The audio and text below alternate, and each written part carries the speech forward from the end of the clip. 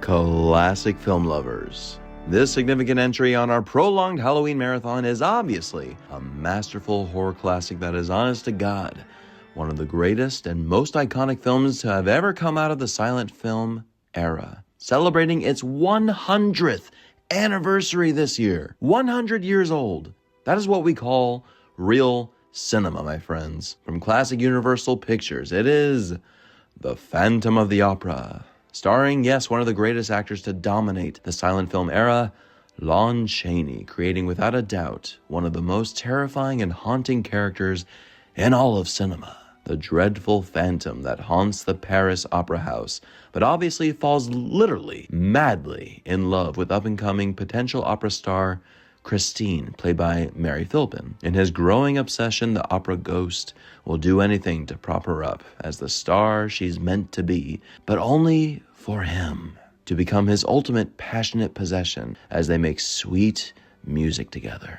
Now, don't you be singing Music of the Night now. But she cannot reveal his true face, for he knows the fear will strike in her heart, and when she thinks she could handle his pain, she does the unthinkable and thus becomes his prisoner. Can Christine be saved by her true love, Raoul? It shocks me how many cinephiles these days have still not seen this original classic, for anyone who's anyone knows that iconic image of Lon Chaney unmasked as the Phantom, but in his honest name, Eric.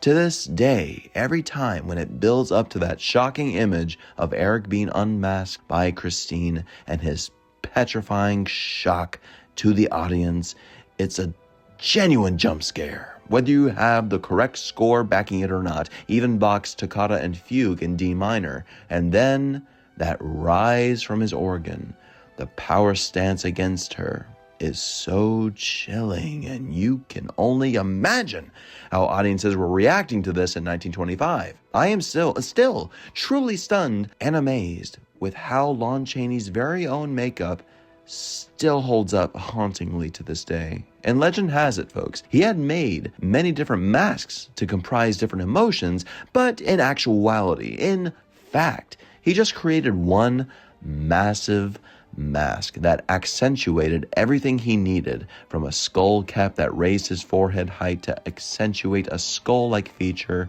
to gluing his ears to his head, painting his eye sockets a deep black, and then adding white highlights under his eyes to again accentuate a skeletal image, to then attaching prongs to a set of false teeth he would wear, and coating his lips with grease paint. The most famous feature, of course, is the piano wire inserts for his nose that were covered by putty, which, according to cinematographer Charles Van Enger, made Lon bleed like hell. You talk about an image in cinema that still inspires makeup artists to this day, and should be a process studied by makeup artists in school and just out there in the work field. Not to copy by any means, for how freaking dangerous is that? But to think creatively outside the box to concoct a nightmare like that in cinema. Props to all of Universal for keeping Lon's appearance as Eric a true secret, a non-spoiler to audiences before the film's premiere. Good thing Universal president Carl Laemmle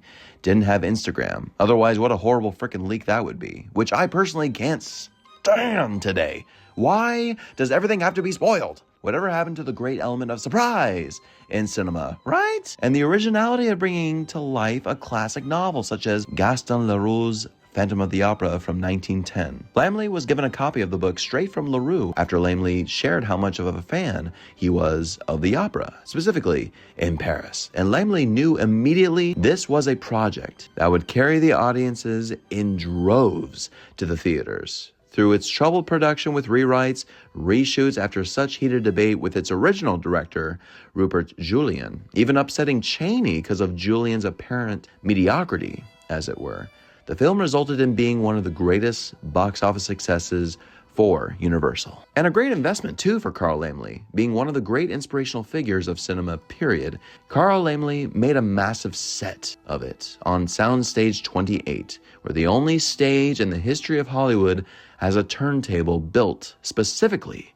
for a feature film, lasting for 90 years on the lot. I mean, they took great pains in building a recreation of the Paris Opera House, and the majority of its parts were still intact at Universal until it was sadly demolished in 2014. After the initial test screening of the film, audiences felt that it was way too dark and needed some romance subplots for Christine with Raoul. So out went director Julian, due to being a pain in the ass to the cast and crew, and in went small-time serial director Edward Sedgwick for the reshoots. And if you look at the various restorations that this classic has, the final version that still features some color grading sequences and a beautifully tied-in score by the Prague Philharmonic Orchestra, you see and sense a film that will always be preserved in the best way possible, though still remains in public domain, which you know is another great positive since audiences from around the world can obtain it. Yes, it is clear to say that Lon Chaney is the film. No question. You watch this film for Lon Chaney specifically, and it's the most valid reason when you look at his novel, accurate approach to the tragically villainous character of Eric that was basically born a freak of nature, a creature of darkness that yearned for his own light. And it took a brilliant actor of beauty like Lon Chaney to build that, especially when you contrast the scenes he has with Mary as Christine, giving every breath of his body to his undying love for her, to then, spoilers ahead, but it's probably my favorite scene in the whole film, when the angry mob chases him down in the streets of Paris towards the end. Once they learn the opera ghost is alive, Eric is entrapped by the Seine, and in a last moment of power, he pulls something from his coat pocket and holds his fist up as if to strike something deadly against both sides of the mob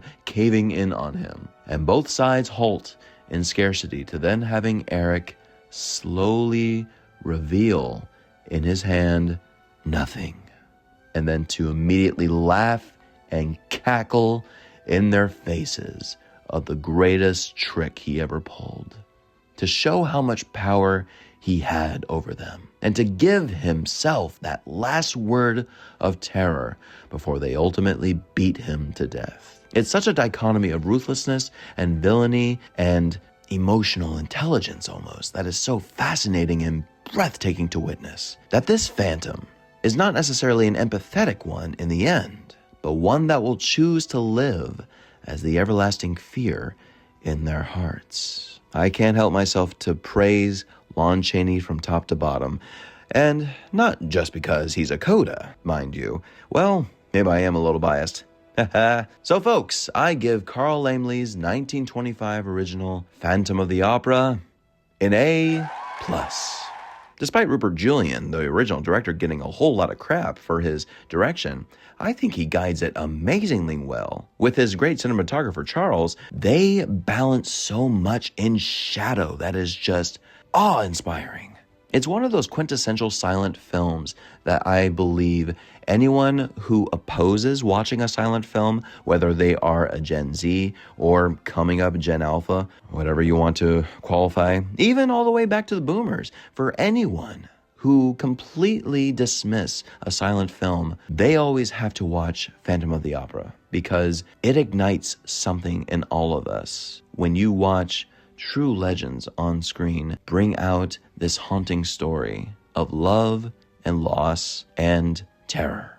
And with the final version being a tight hour and a half, how's that for entertaining? Needless to say, this film became that talk of the town, being regarded as Lon Chaney's best performance, the one he will always be known for, spawning clearly various adaptations over the years, including Andrew Lloyd Webber's iconic masterful musical, which I still haven't seen a stage production of. I know, strike me down, why don't you? The original 1925 film was entered into the National Film Registry of Preservation in 1998, and thank God Universal Studio Theme Parks still pays homage to this film. I mean, how could you not? But I really sincerely miss that horror makeup show. Do you all remember that at Universal Studios when they did that? Oh, please bring that back. You have entered my theater, and you are now my guests. You shall learn secrets of makeup and effects, which I have chosen to allow. No more, no less. Universal Studios, come on, you know you want this back. Should you choose to ignore this warning, you will incur my eternal wrath.